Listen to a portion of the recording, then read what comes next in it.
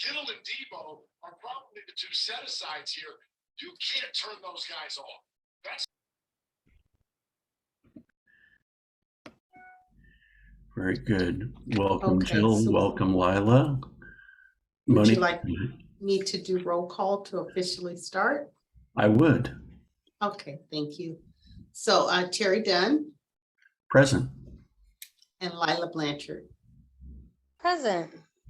Okay, we have a quorum, so you can start the meeting, Chair. Very, very good. Welcome. And let's just take a quick minute to do introductions. I'm Terry Dunn, member of the CAB and of this subcommittee, and subbing as chair for today's meeting. Lila? Thank you so much, Terry, for doing this. I'm very grateful. I'm Lila Blanchard, and after the passing of, excuse me, of our prior chair, I was going to be the chair this time and next time, and I'm not feeling well, and so I am logged on today, but will probably be much more quiet than normal, and it's good to see folks. Thank you. Okay, Lila, thanks for being here. Really appreciate you coming and hope that you feel better soon. And Mr. Carpenter. Well, I'm Crawford Carpenter, CAB member. And the chair of CAB overall, right? Yes. Yeah. And Jill Ray. Hi there, Jill Ray with the Office of Supervisor Candace Anderson.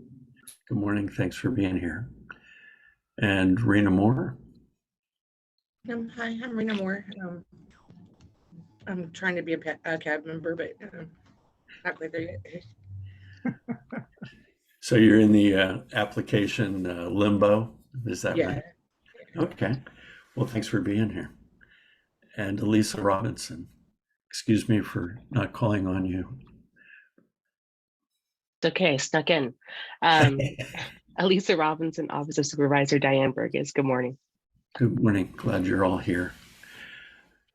The next item on our agenda is there any public comment on any item under the jurisdiction of the Community Advisory Board and not on the agenda?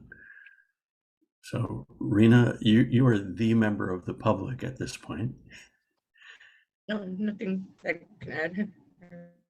Okay, that concludes item 2.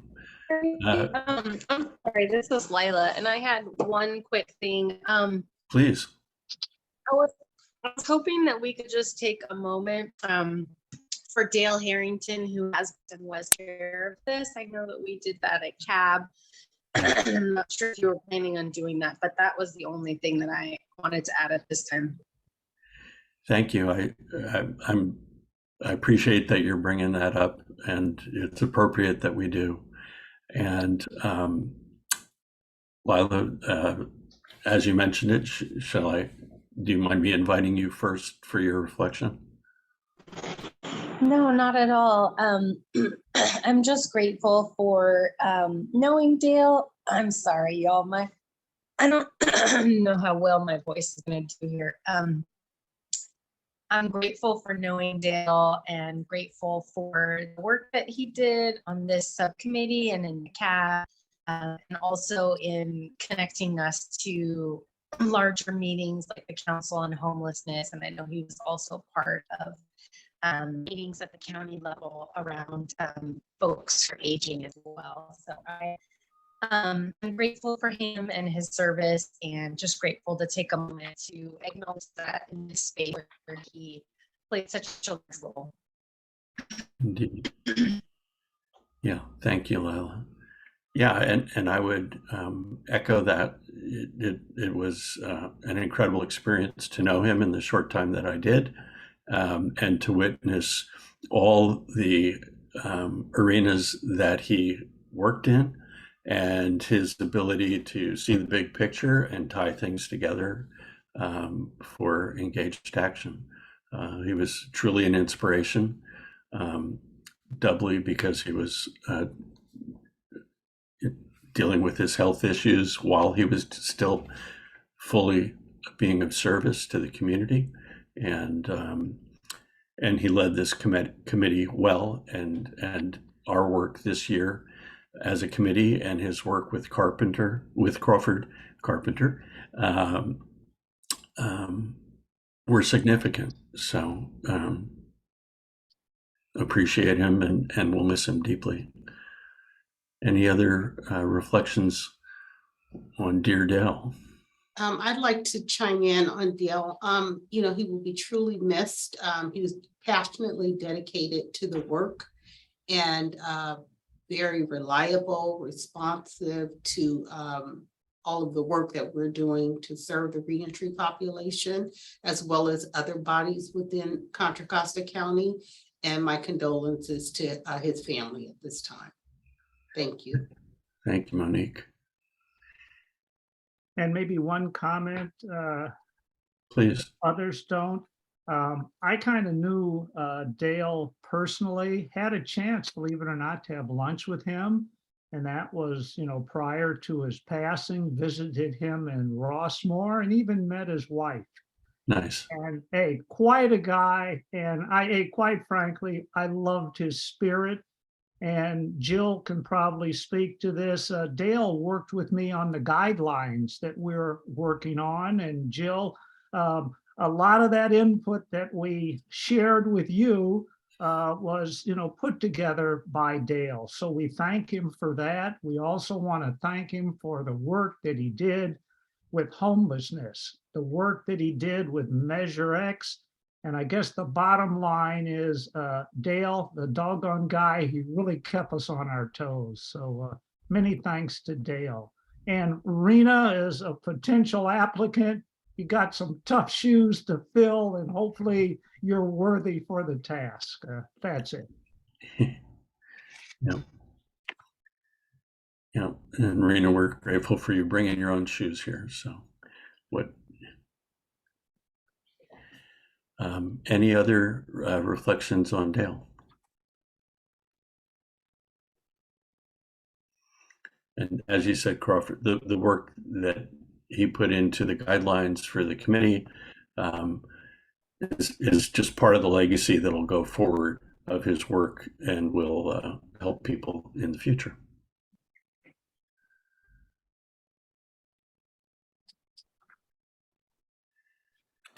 So we're looking at the agenda. There's also a link to it in the chat. Thank you, Monique. Calling item 3. Any comments or corrections on the minutes from our last meeting?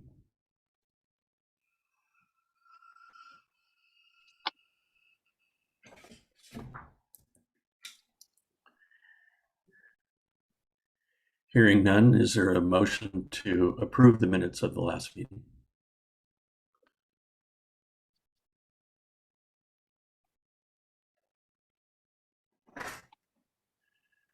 Can I make such a motion?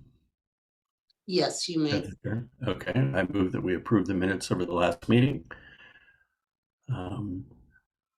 Lila, are you able to second?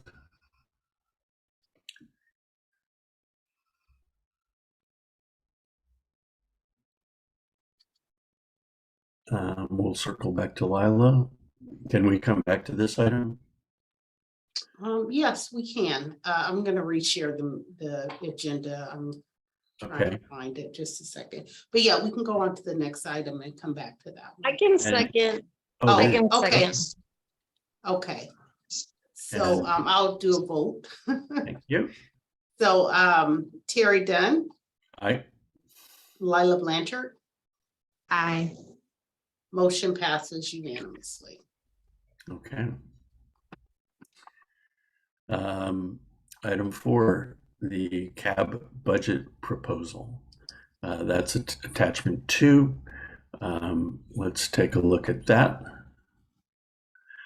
And so we have a budget proposal, the fourth quarter financial report, and then we'll talk about our next steps for policy recommendations.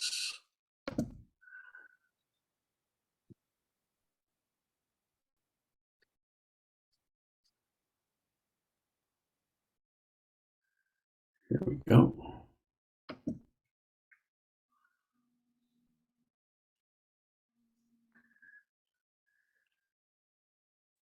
So I'm assuming this came from the policy and budget subcommittee. This actually came from the CCP budget proposal back. So it's basically, I think last month you all wanted to see what the budget was, so we went back and we found the information that you were requesting. Oh, thank you very much. So I know it's just you and Lila, so I'm not sure if you want to discuss anything. I know Patrice is going to be joining us to give more in-depth on the budget proposal. But this basically is showing you the different, the 3% COLA for each category. And yeah.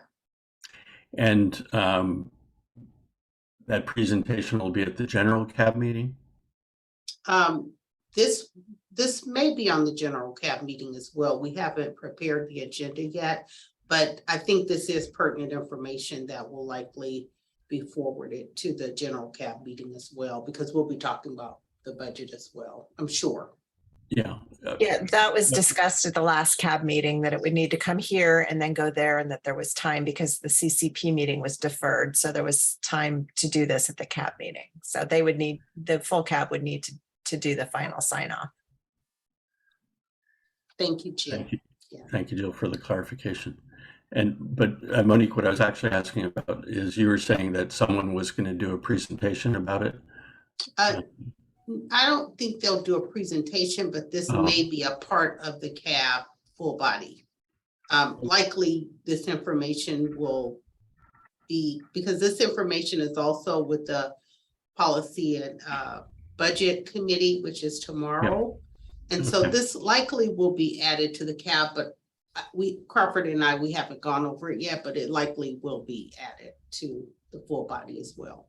Yeah, that makes sense. And we won't have like a presentation from the CAO's office, but Patrice will likely elaborate on it more. I guess that's what I thought I heard you talking about. Okay. Yeah, I see the 3% growth, and it seems straightforward to me. Lila, do you have any questions or comments?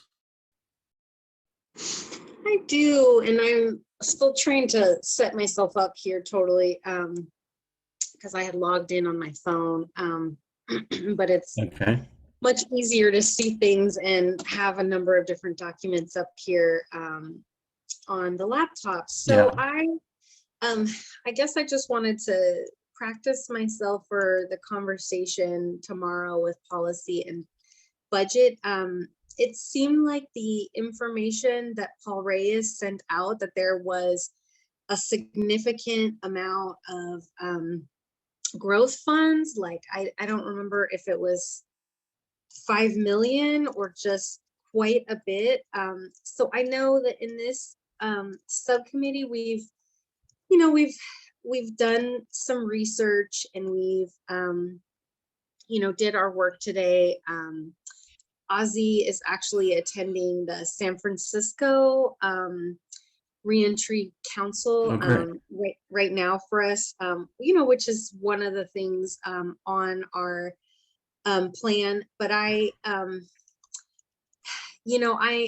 know that more details about what to spend the money on is often helpful. I am just wondering if it would be possible for us to ask to set aside some funds, for next year around housing or mental health services, just because that has been a theme that keeps coming up. And so, before the money gets absorbed into, many other places and spaces, to see if we could, along with the COLA, request an innovation fund or that a certain percentage of the growth funds be set aside for, to be determined how to be used next year. So Okay. thanks for listening to that, and happy to, just hear your thoughts on that, Terry. And I see that Jill put something in the chat as well. Yeah. Yeah. Thank you for that commentary, Lola. As you say, we want the budget to recommend what we've been finding in the surveys and other data about needs, right? And if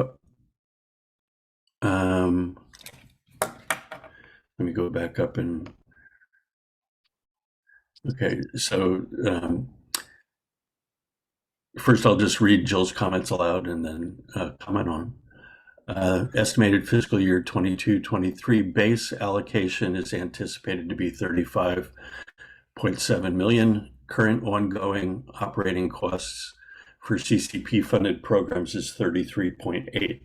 So in round math, that would be an increase of 1.9 million in the anticipated budget.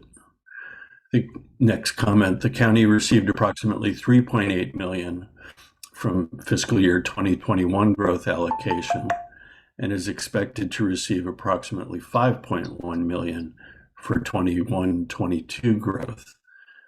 So that's an increase of 1.3 million.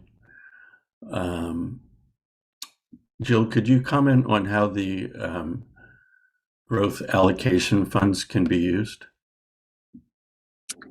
I think, let me look at the memo. I think 10% are pulled off for innovation, but I don't remember. It's been a whole year. But the bottom line is we are getting more money than anticipated, and the actual balance in the AB 109 budget is significantly higher than the reserve needs to be. So there's money in there, and I think that's the point that Lila's getting to, is kind of thinking about, do you want to add more to your budget rather than status quo? And that's sort of something to think about, like Measure X just had their $2 million innovation fund approved by the Board of Supervisors, like how it's going to be rolled out. That's an interesting thing to do with one-time monies. You creating programs that are innovative and different, and then if they're successful, see about wrapping them into future budgets. I see. So that's something to think about. Okay, thank you. Pardon me, I didn't mean to interrupt. So that sounds like, an incubator type idea, right? Where we can use some funds to hopefully get some new programs that are successful. What's the mechanism that we're able to specifically recommend particularly increased dollar amounts? Do we just do the dollars? Do we also say what it should go for? Yes, the 3% cost of living increase is, well, it's appropriate. We're in an environment where the inflation rate is 10%, but we also need to look at growing the programs where we're seeing the most needs, and those are housing and mental health. I think are the first two. So all of that is to try to lead up to a question of, how can we make a recommendation that'll be clear and actionable for consideration by policy and committee, policy and budget tomorrow, and then for a recommendation in the CAB meeting to the CCP. Did that make any sense?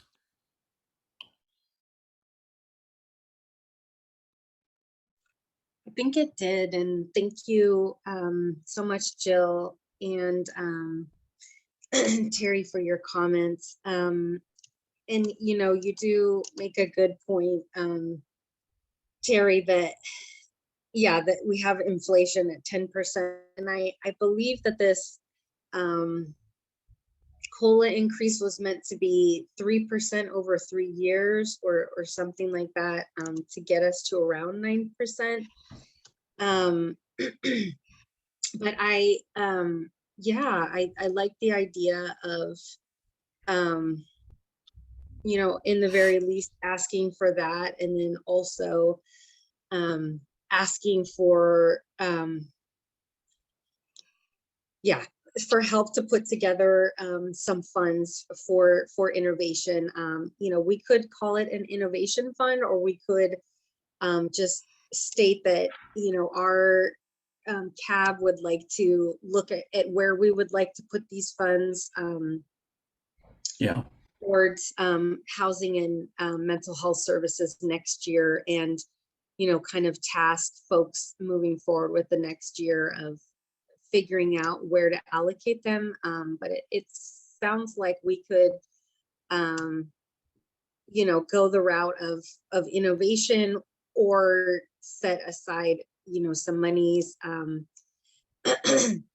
Jill was stating that there are growth funds, and then there are regular monies in the fund, I believe. And so 10%, I mean, I don't know if we would get 10% of 10%, or kind of around the numbers what Monique or Jill might suggest would be a good way for us to undertake asking to set aside some future monies. Yeah. And that 10% is a very general number, based on consumer stuff, gas and groceries, which I realize affects every part of living. But I'm realizing that I don't know what the actual, with rising wages, hopefully, and all, I don't know what the actual cost of these services is, what rate that's rising at, is what I'm trying to say.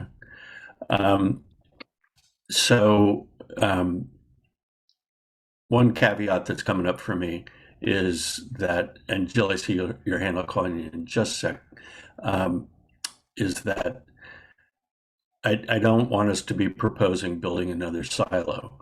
So,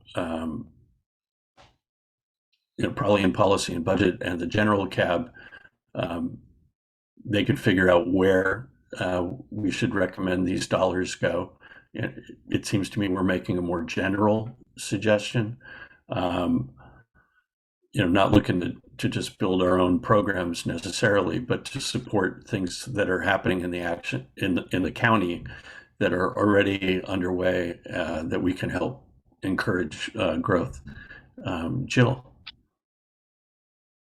thanks for your patience. Yeah. Oh, no worries. No worries. You guys have your discussion. I just wanted to add in, just so you know, most of the union contracts were settled with a 5% COLA for this year, and then ongoing for a couple more years after that. So you're going to see those budgets of those county agencies, their salaries are going to go up 5% in their next budget ask. So that's one thing. And then the other thing is, in the past, the CAB has looked at those survey results to determine where the needs are greatest amongst the providers that you fund through this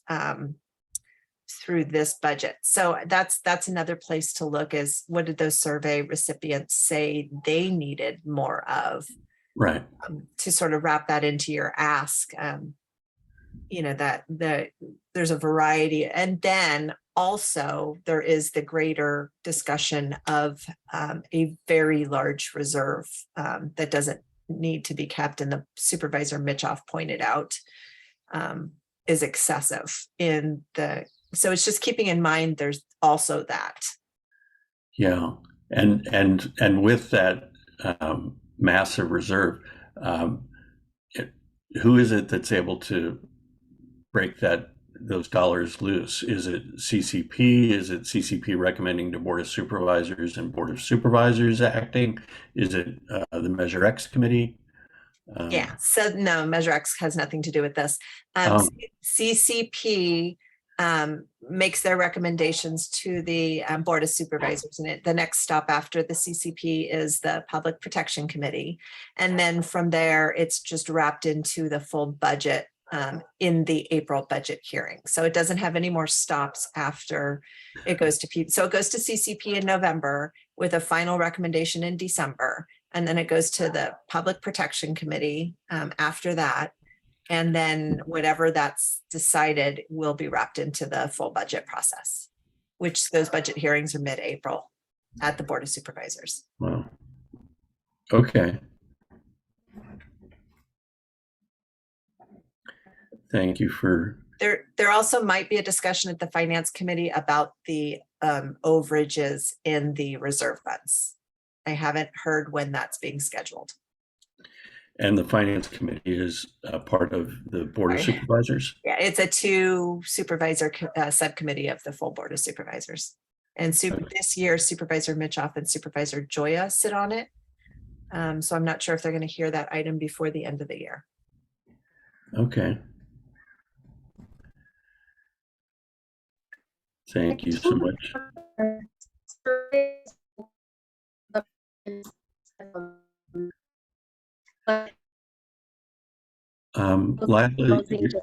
Lila, I'm sorry, your signal's breaking up a lot. Okay. Yeah, I was trying to. There you go. That's better. Okay, I was trying to log into on my laptop. Monique, if you could let me in, maybe that'll get me in front of anything else. Yeah, breaking up. Yeah, I was just saying that I don't have the survey results in front of me right now, but I know, you know, housing was just all over the place. Mental health services were all over the place. I think, you know, and some specifics around MET may have come up, but I'd like to just, you know, try, excuse me. Yeah, not necessarily putting the onus, I think, like you were saying, Terry, on us to come up with all of the programming, but to, you know, designate some of these monies for those purposes. And I mean, the need that we've seen is just tremendous. And so, yeah, I mean, it could be a percentage, it could be a dollar amount. I mean, I feel like I'm really grasping at straws for excuse me, for yeah, you know, for something, and whatever I would say would just be like a guess, since I've never done this before. Monique, any guidance on like a dollar amount or a percentage, or Jill, if you have anything to say about that? And I think I'm still waiting to go into the policy and budget subcommittee, if somebody could let me in there. I might have better information. Let's see, a couple of things. One is, Patrice, I see your hand. I'll call on you in just a second, and welcome to the meeting. And yeah, I think I'm feeling like, since we have the policy and budget subcommittee, and Lila, you're on that committee also, right? I sure am, yes. Yes. Okay. So you can carry our message into tomorrow's meeting, thankfully. But what I'm thinking is that that we just make a general directional recommendation, and and policy and budget, since their budget, they can think about numbers and where to put it, and that it actually might not be appropriate for us to think about the numbers as much as the emphasis. And I'm trying to pull up the survey results in my Google Drive. So I'll take a minute to do that. And Patrice, thank you for calling on you. Thanks, Terry. Hi, everyone, and my apologies for joining late. So just in listening to a couple of things you guys were sharing, and I'm trying to look here at the fourth quarter report, which is also on the attached to the agenda here, which CCP unfortunately didn't get a chance to, we ran out of time, we didn't get a chance to go over those numbers, but I think that could kind of help a little bit, though I'm not seeing in here necessarily, unless I'm missing it, where the actual reserve, what's the actual reserve number? It looks as though that, sorry. It looks as though that by the end of the fourth quarter, the net balance, fund balance we're left with here is about 8.85 million. Am I quoting the right number or correct or in the same? I don't- yeah. Jill? I don't think that's correct. I will find it. It's much higher than that. Okay, okay. And that's just saying at the end of this, at the end of this, previous fiscal For year. just And this budget year. Yeah. yeah, so I'm guessing that's just for that budgeted year. Oh, yeah. So It's then that means that's on top of yes. Yes. 8 million. We're talking about 8 million plus. Now, what's the total reserve amount? I don't see it reported in this information here. I'm pulling last year's numbers, Patrice. I'll tell you in a minute. Okay, okay. That might help kind of give you a sense of what the scope of funding that is available, right, within the reserve. Now, mind you, that doesn't mean that full total amount. Let's say it's somewhere in the ballpark of 50,000. I mean, 50 million. I'm just getting wild number here. But let's say the reserve is about 50 million. Board of Soups might want that that a portion of that, or a year's worth, 1 year's worth of expenses, which right now, if you look at the end of 21-22, our total actual expenses were around 27 million, right? So if we anticipate that that is going to be constant, right? Board of Soups may say, let's round it up. Let's say our actual expenditures are about 30,000. Board of Soups might want a year's worth, right, of expenses covered in that reserve. So that would mean you take full 50 minus 30, you have 20 million left to kind of play with, right?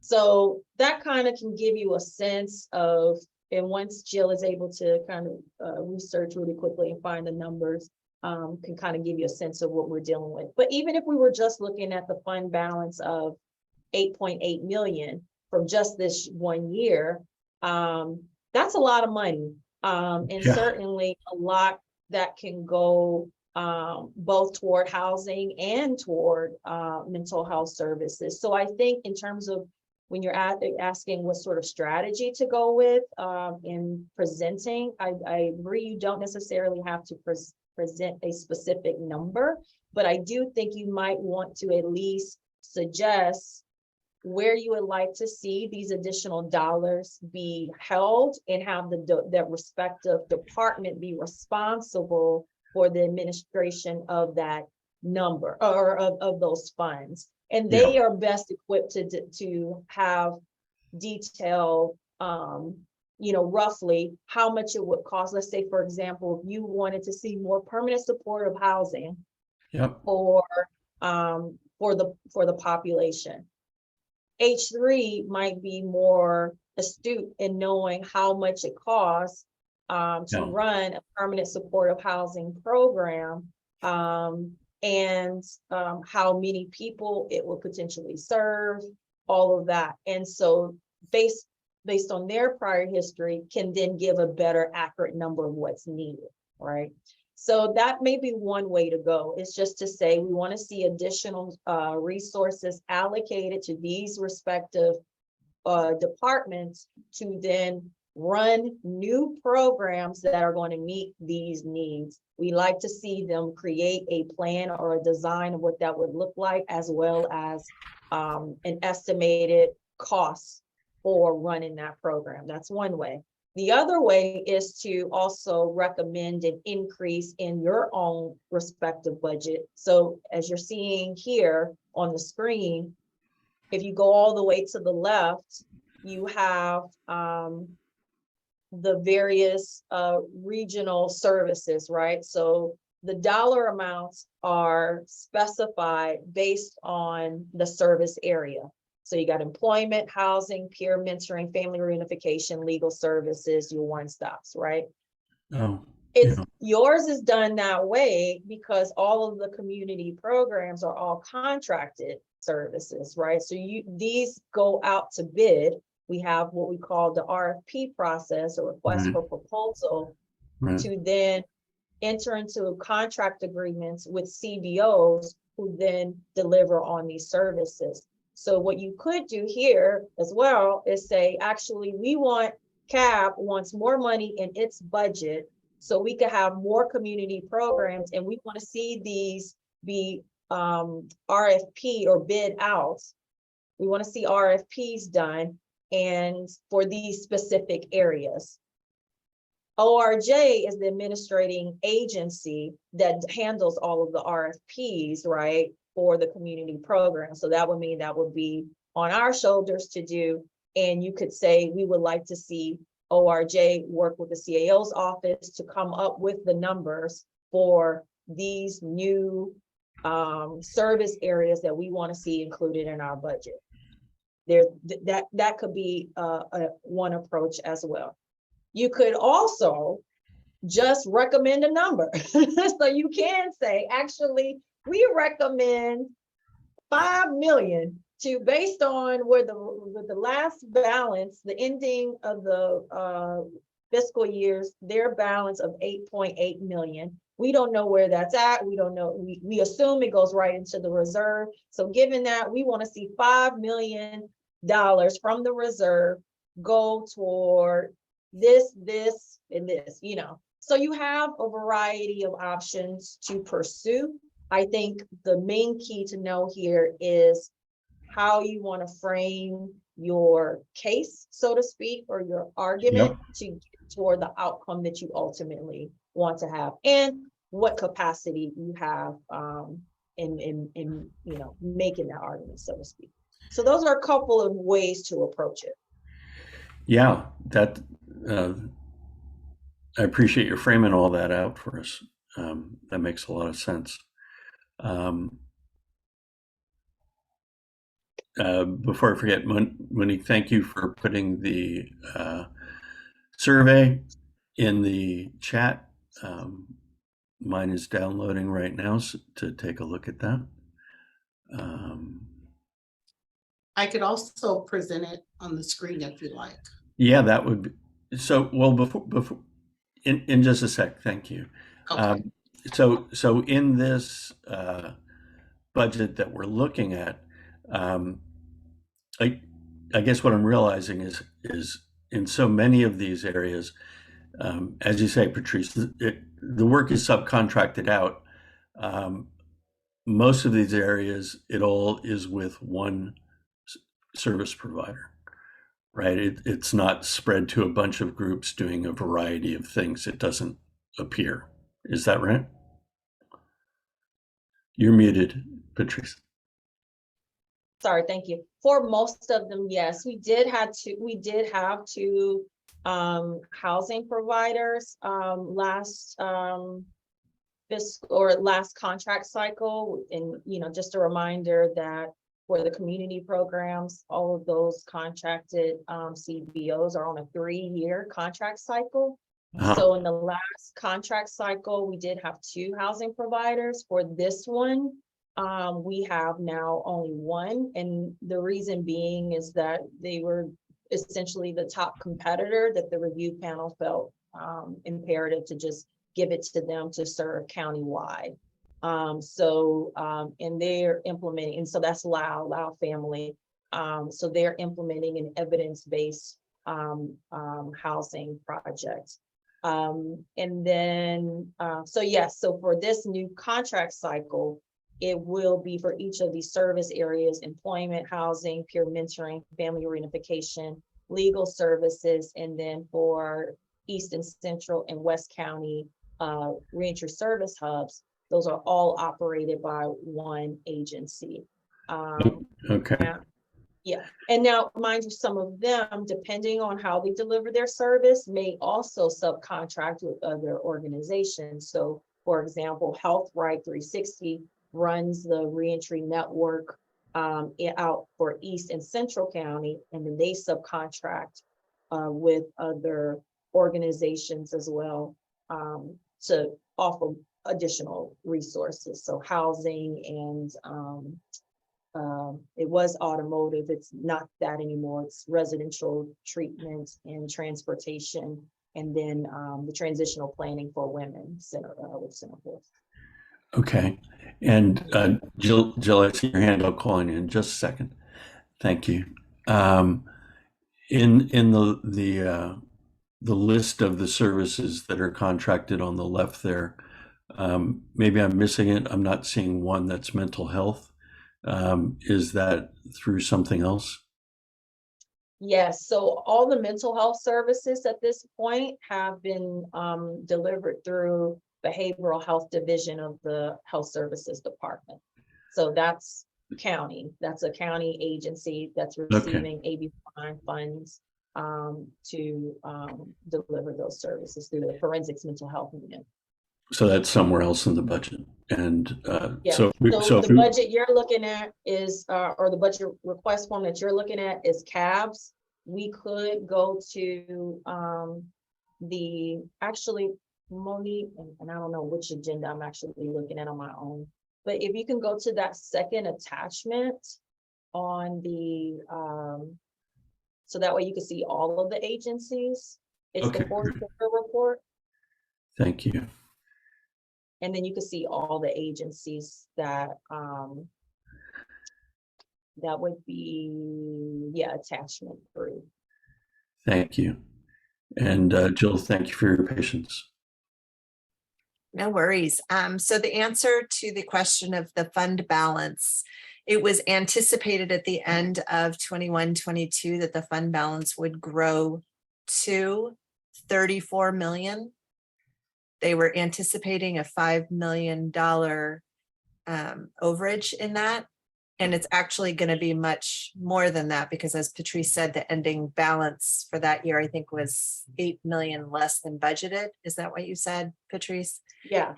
And so that you're going to be looking at a fund balance ending closer to 40 million or so. Hey, I was kind of close. Yeah. I just threw out 50 million. I know, right? So it's growing. I think for many years it was anticipated it would be drawn down, and it hasn't happened. And so it's significant.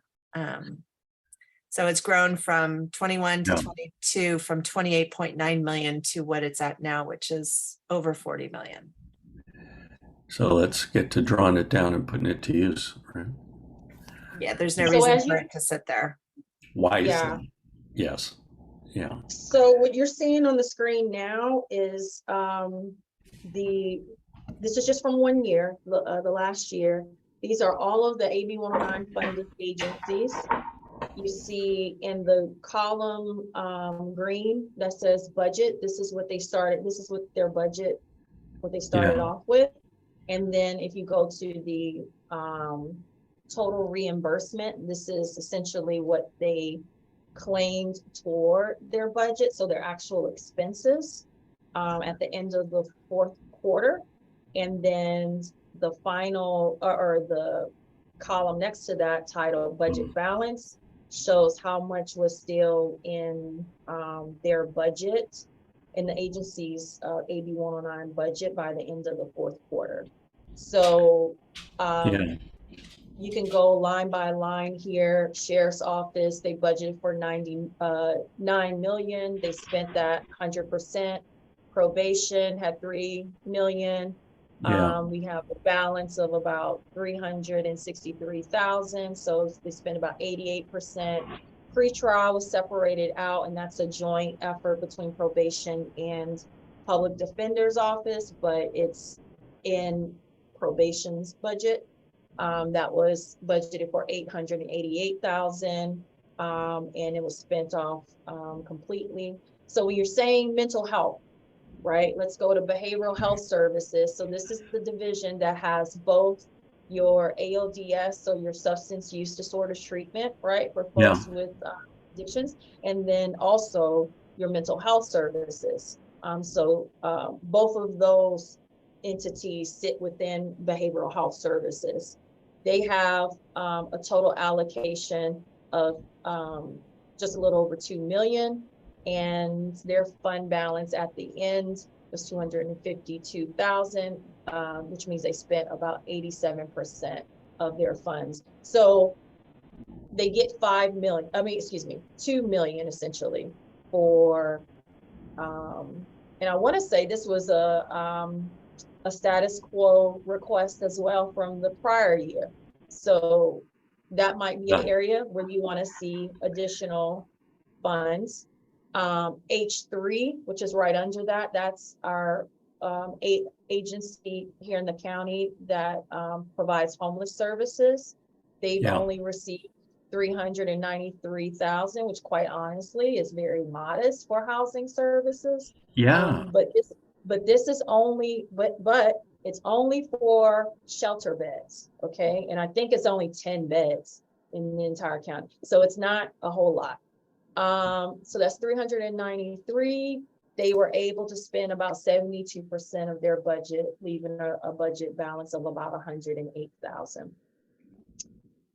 Okay, so that might be another area where you want to see an uptick in funds. If you go down to where it says community programs, right? That's you guys' budget. That was the employment, housing, all of those contracted services with CBOs, right? That ORJ is responsible for monitoring and administering, right? 5.5 million there.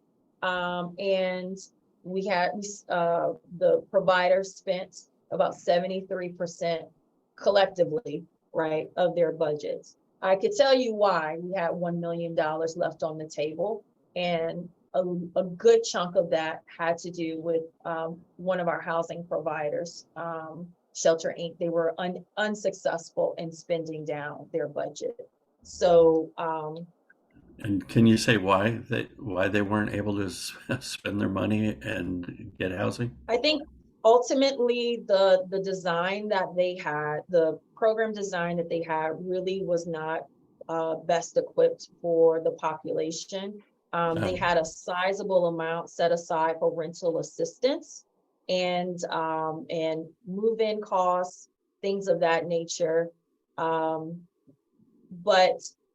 individuals have to be ready that come through their program, have to already have kind of gainful employment and sustainable income to then continue covering the cost of rent, right, for whatever housing that they're placed in.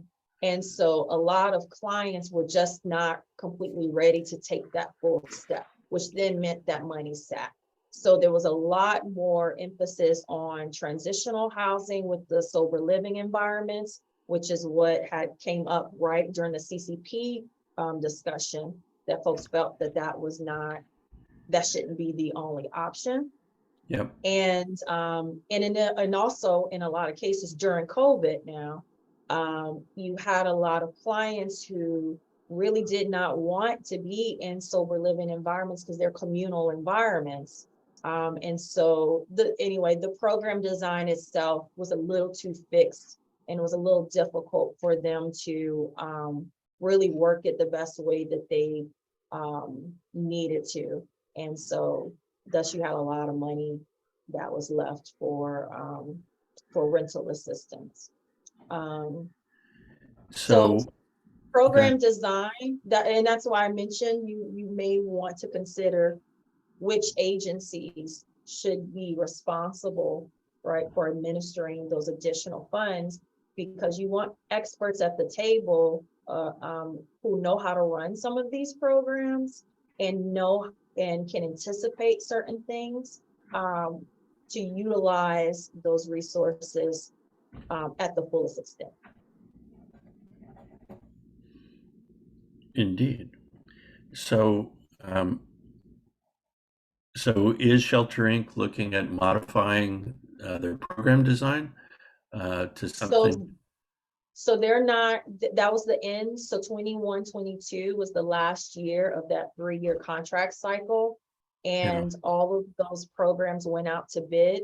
They were not successful in winning that bid. So they're not the housing provider, or they're not one of our housing providers anymore. It's just only Lao family. So who's the major housing contractor if it's not Shelter Inc. now? It's Lao Family Community Development. Oh, Lao Families. Okay. And yeah, I definitely want to spend a little bit of time. I realize we're using a lot of time, but this is so significant. Just talking about how we can recommend that program design happen for things that have flexible conditions that people can use, and also that's really permanent and supportive. That's meeting people where they're at, because I think we have a lot of information this year that we can work off of. And the ever resourceful Jill Ray has put something in that I haven't opened yet.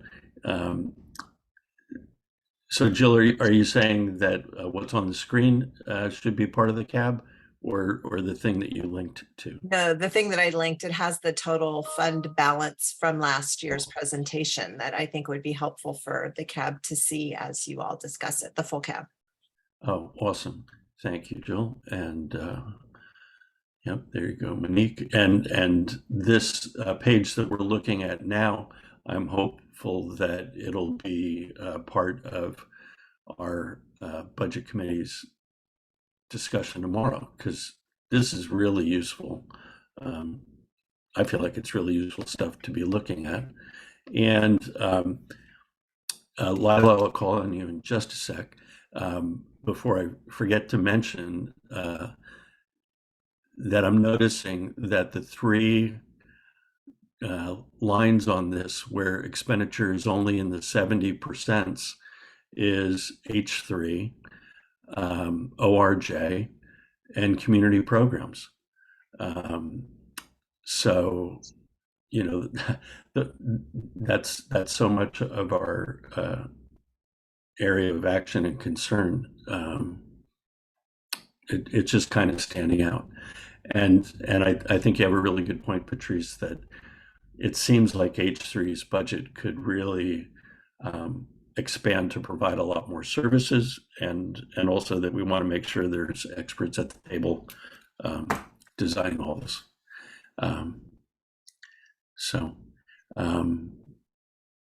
Thank you for listening to me on all that. Lila. Thank you, Terry. My thoughts were running in similar, syncing up with yours, I think. Excuse me. I could imagine asking for more funding for health, like for H3, that could be towards elevate like broadly defined populations. So, working with folks to obtain housing, sometimes we come in contact with, okay, this person is not AB 109, but they are on, or they're not on parole, but they they're waiting to they're on court probation, or they're waiting for this, or they had previous interaction with the criminal justice system. And so I Yeah. just want to reiterate that, you know, the broader the net to help folks who are in reentry and their families, and to have like a direct connect with H3 and with core services, I think would be helpful. And I don't know what kind of options that would give us, but you know, like Patrice and others have said, they're the experts, and yeah, you know, could they find a way to provide housing for folks in reentry, you know, who need it the most? So thank you. Okay. So I think we need to synthesize this into a recommendation that we can, that I guess Lila could carry to policy and budget tomorrow, and that could also move forward to the bigger cab. I realize we're coming up on 12 o'clock here, and we still have a lot of other things to discuss.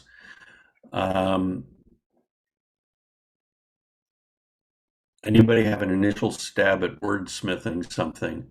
Because right now I'm just thinking, you know, that our committee recommends that policy and budget look at, and the cab consider how available budget dollars can be applied to support expanded mental health services and supportive permanent housing. I would add into that for the reentry population, because I think it's a very Thank you. specific Thank you. population that hasn't been served. Thank you. Oh yeah, that's who we're here for. Thank you, Jill. I'm sort of taking that so for granted, but you're right. We need to be explicit with that. Did anybody happen to write any of that down while I was just riffing there? I wrote it down. I did. Oh, sorry. Yeah, Monique, go ahead. I can, yeah, come after you. And it's also being recorded, so we'll come together and prepare something for notes. Okay, but do we need to vote on a recommendation, especially since we want? I'm thinking timeline wise that it would be good for budget to talk about it tomorrow. So we do on the agenda have it as a voting item, but you have three different items. So you have attachment 2, which you've looked at and discussed, attachment 3, which you've looked at and discussed. And then you also have attachment 4, which I was trying to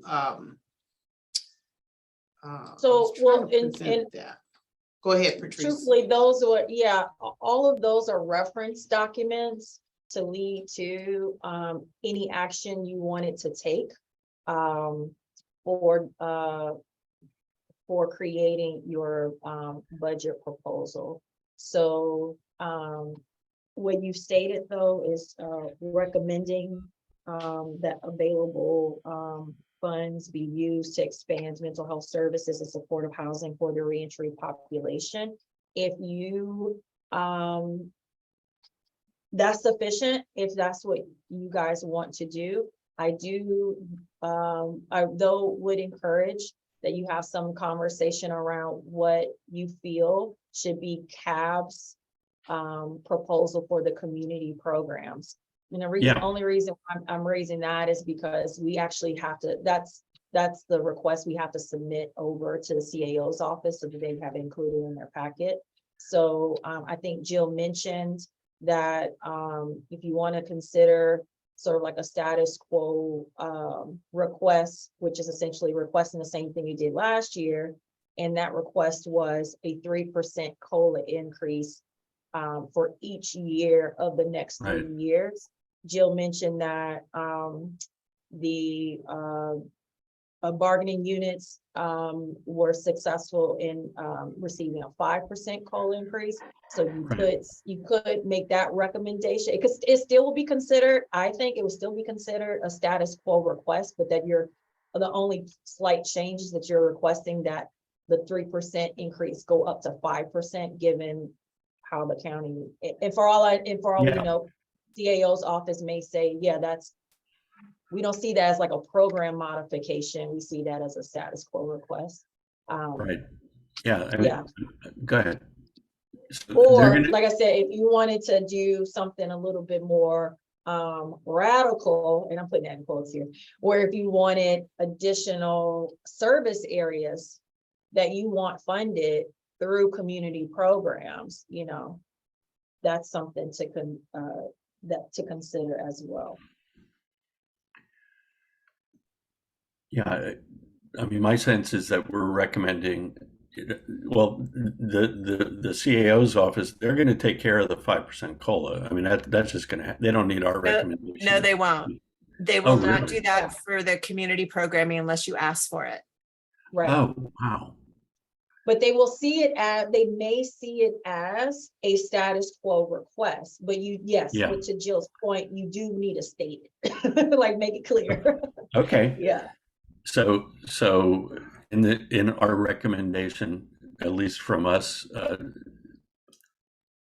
think what I'm hearing is that we need to say, in addition to the 5%, a 5% cost of living adjustment, we recommend program expansion by increasing funding for community programs. Well, that's not up anymore. Let's see, it was community programs H3 and behavioral health and housing, right? Yeah, so H3 will be housing. So you would want to see the community programs, behavioral health, and H3 receive additional resources to expand mental health services and supportive housing. Well, You will want so- those agencies to be the administrators of that. Can I just clarify one point before you Yes. answer that? Behavioral health contains both mental health and substance use disorder treatment. So I'm not sure if you all recognize there was a need for more support in substance use. So you would need to specify whether it's just mental health or also SUD Oh, treatment. thank you. Yeah, so let's specifically say mental health and substance abuse recovery. And I don't know if we're able to do wording of, we recommend making use of the maximum available funds from the reserves in this fiscal year. Because that seems like, rather than us picking a dollar amount, it seems like it's still being determined how much they can break off of that budget. And whether, there's restrictions on us using it one time. We can't create ongoing budget items that can't get funded going forward, but I want to make sure we can use the maximum that we can at this time to increase the services. So I just want to just for clarification. So there's Thank an you. and here. So the income has increased in the AB 109 budget allocation. So there is an increased receipt year over year for the last several years. And there is also a budget, a very large fund balance. So those are two different things. Okay. So there's ongoing funding available to support programming, and there's a fund balance that should be drawn down. Okay. So thank you for pointing that out. So perhaps we could use wording like to fully use the increased funding and to maximize our use of the I'm losing the word of what the reserve balance.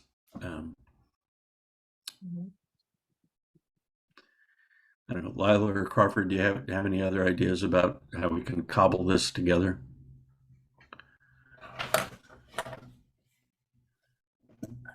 I like that it's broad and bold, and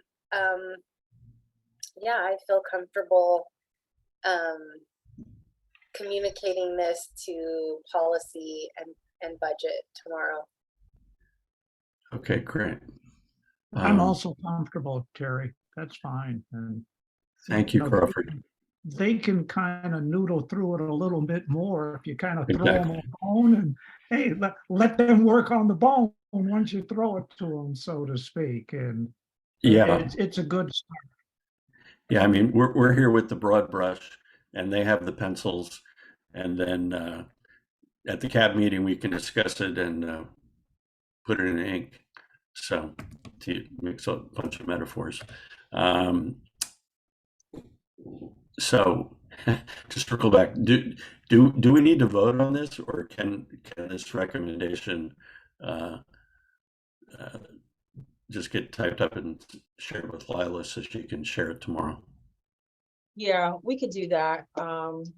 We could just share it. I could type it up for you, Lila, and then we can share it with policy and budget. Okay, so the recommendation can be in our minutes without a vote. Yeah. Mhm. Okay. Anything else? I'm realizing we have 22 minutes. Anything else on this? Okay. Well, I guess that was our next steps for recommendations, right? Are we able to move on to item 5, discuss end of year annual report? Attachment 5. Can you see it on the screen? I can. Yes, thank you. Okay, yes. So this is an example of a previous one for you to be able to discuss and think about what you'd like to contribute to the annual report. Oh, okay. So perhaps the best thing would be for us to just, can we carry this over and, just read this and start thinking about what we'll put into it? Because I think that's going to be, for me, that'll be affected by what happens in the next budget and CAB meeting. What's the deadline on this? I'm not sure exactly. Patrice, do you know the deadline for overall CAB? Because it's going to be the full body that's going to prepare it.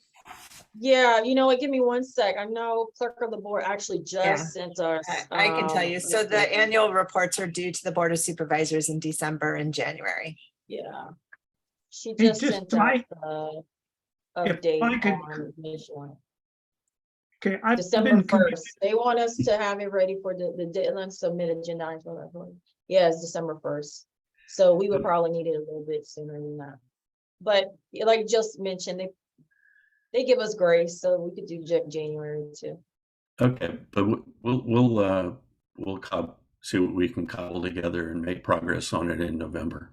Yeah, Terry, Yes, if I sir. may just add, each of the committee chairs has a copy of the previous report, number 1, and then in addition to that, they have the subject areas. You'll notice the first one, activities, 2, accomplishments, etc.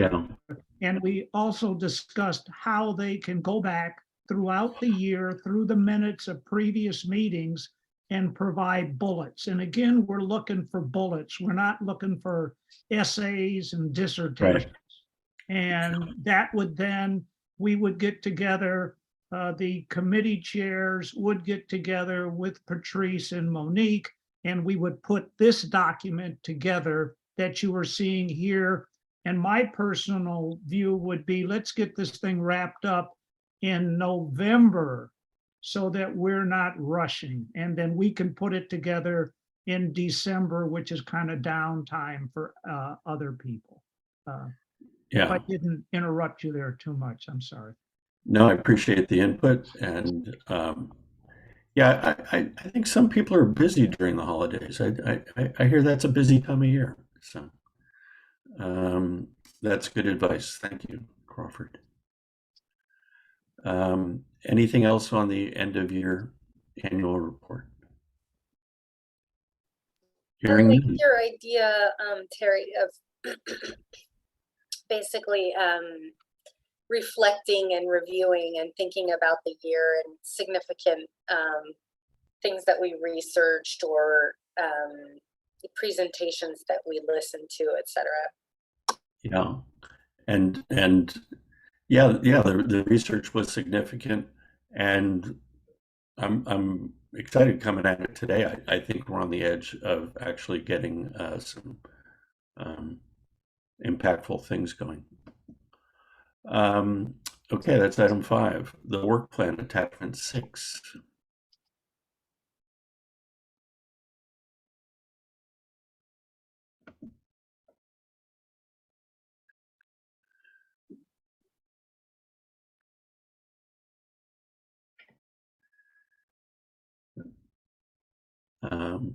Yeah, the key word in the work plan is ongoing.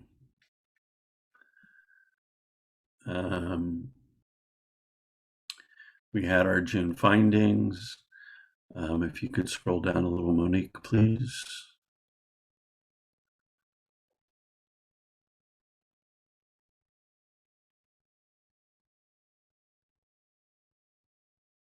The needs assessment was done for August.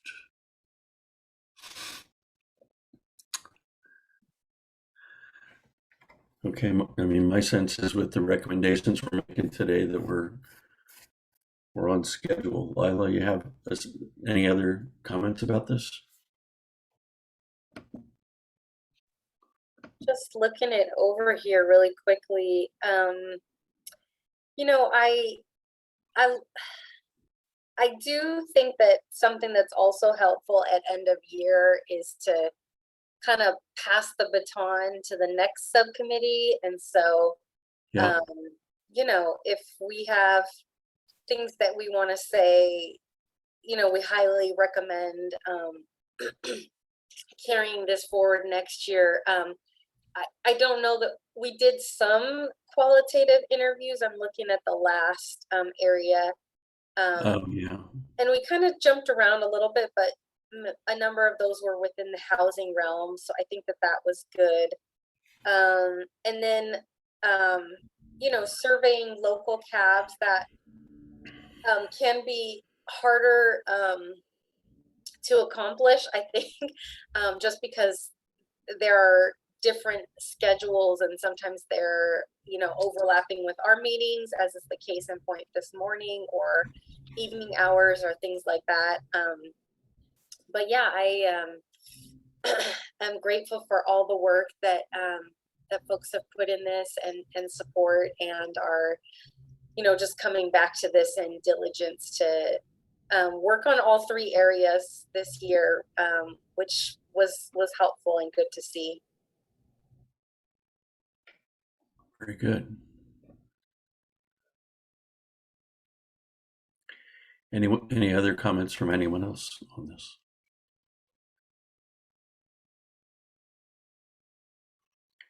Okay. Review of our charter.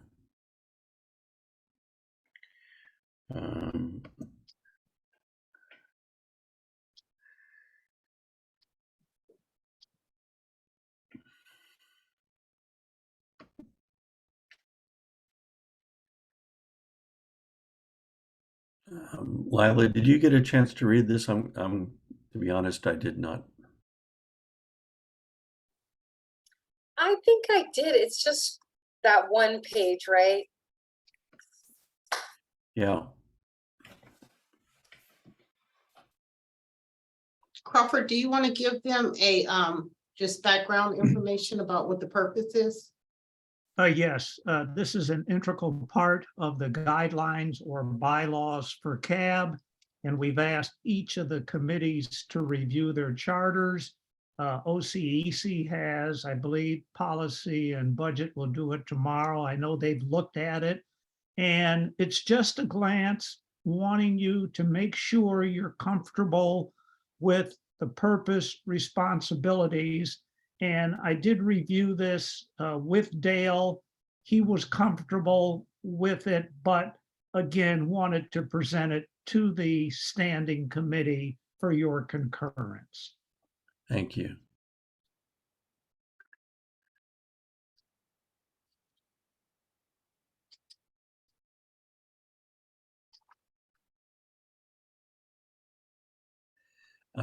So looking in the purpose where it talks about development of reports, informing and presenting to CAB, CCP, and Board of Supervisors, are there occasions where we or the whole CAB would actually be presenting to the Board of Supervisors?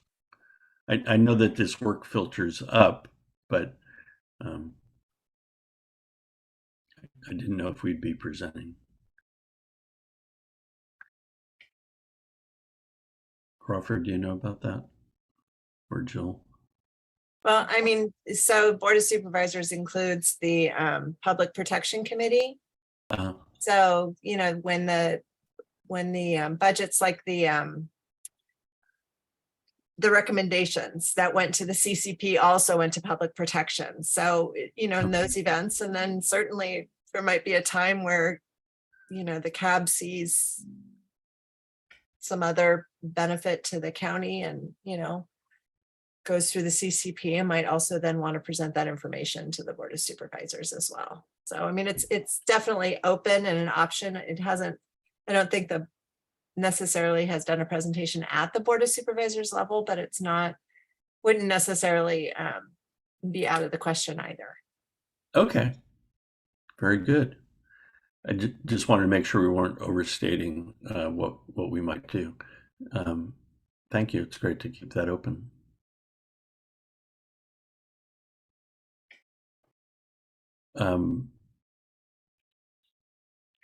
Yeah, this seems very well written. I'm not seeing anything that's out of alignment with the work we've been doing or talking about. Lila, how's it lining up for you? Well, and then I would also add, you do the ambassador program to the Board of Supervisors as well, Oh, individually. that's true. That's a very good point. I think that this is great. I mean, under the responsibilities, publish periodic reports on existing programs and services. I mean, in the last couple years, I don't think we've done that. So I am grateful, you know, that it says periodic, and I feel like that's kind of a reach responsibility there. But yeah, I think this is captures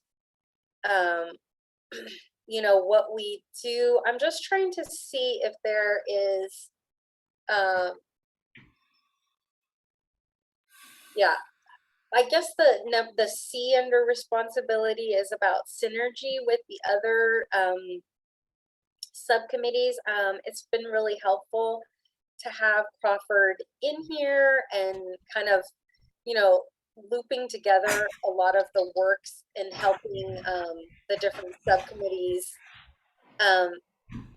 be in collaboration, but not kind of doing the same work or repeating efforts or activities. So yeah, I think this works for me. Very good. So it seems that we're comfortable with it and aren't recommending any changes. Is that the extent of what we need to do, or do we need to? Okay, I'm seeing head nod. Thank you, Monique. And thank you, Crawford. Appreciate all your work and certainly acknowledge all Dale's work on this.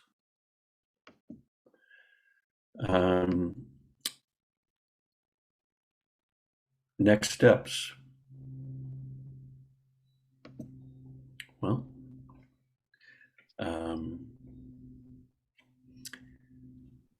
yeah, we'll see how the Lila's going to present our recommendation to policy and budget.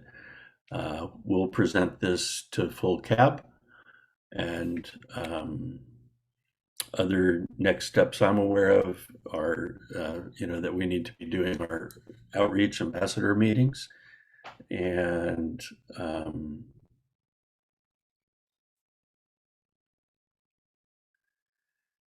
any other next steps that you're aware of, Lila or Crawford?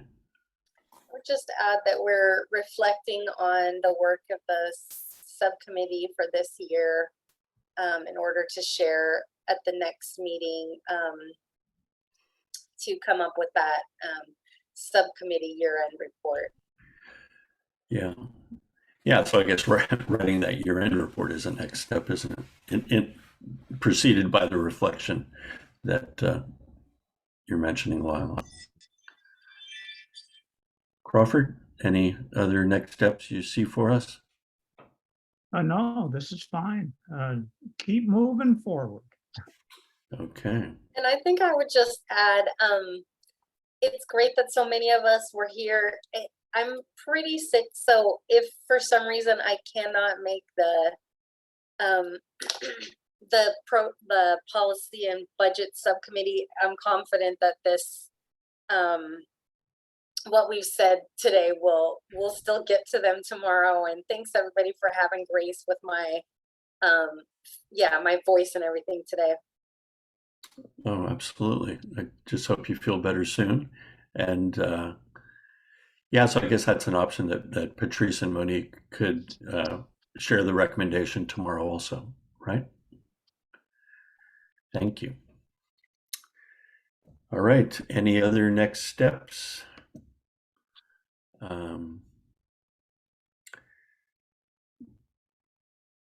We don't really have a closing comments section, but Rena, I just want to check in with you, see how you're doing, see if we've scared you away or. No.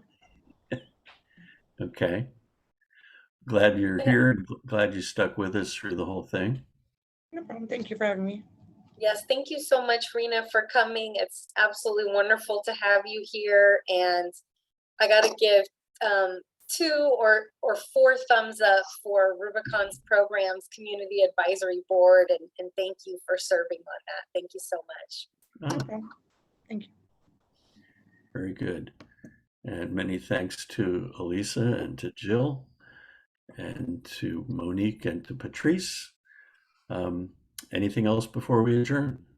I'm sorry, I mixed my words there. It's the Participant Advisory Board for Rubicon, and it's the Community Advisory Board for here. So thank you, Rena. Thank you, man. It's okay. Okay. All right. Well, Great job, Terry. Oh, thank you.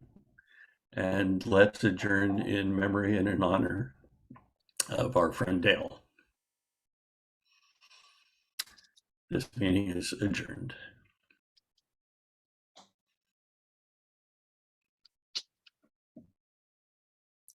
Thank you. Great job, Monique. You got all that down, huh?